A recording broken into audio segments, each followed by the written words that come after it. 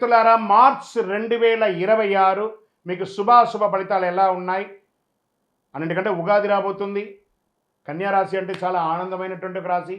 ఈ 2026 చాలా అద్భుతమైనటువంటి సంవత్సరం అని కూడా చెప్పొచ్చు. కన్యా రాశి వారికి గురు భగవానుడు 9వ స్థానంలో భాగ్యంలో కూర్చున్నాడు. దైవ కృప అపారంగా ఇస్తున్నాడు.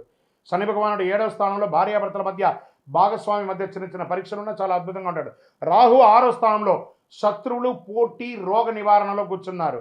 కేతువు 12వ స్థానంలో వ్యయం, ఆత్మచింతనలో ఉన్నారు. కుజుడు 10వ స్థానంలో ఉద్యోగం, ఒత్తిడి.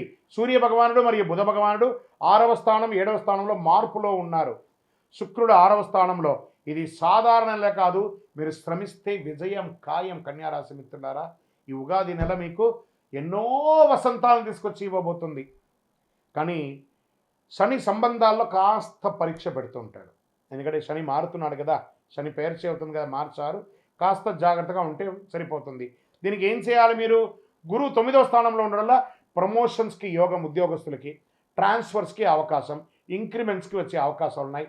మల్టిపుల్ ఇన్కమ్ సోర్స్ పెరిగే అవకాశం ఉన్నాయి. అధికారులతో గౌరవం పెరుగుతుంది, సమాజంలో గౌరవం పెరుగుతుంది. ఇంకా కుజుడు 10వ స్థానం ఉండడం వల్ల ప్రైవేట్ రంగంలో వారికి పని మీద ఒత్తిడి, స్ట్రెస్ పెరుగుతుంది. కొత్త ప్రాజెక్టు బాధ్యత పెరుగుతుంది. మార్చి 18 తర్వాత ఇంటర్వ్యూస్ చాలా కలిసి వస్తుంది. Get ready with your luggage. Me bags అన్నిటి మీద రెడీగా ఉండండి. మార్చి తర్వాత మీరు విదేశాలకు కూడా వెళ్ళే అవకాశాలు ఉన్నాయి. యుగాది తర్వాత చాలా అద్భుతమైనటువంటి అవకాశాలు ఉన్నాయి. ఆన్ సైట్ అయినా వెళ్తారు.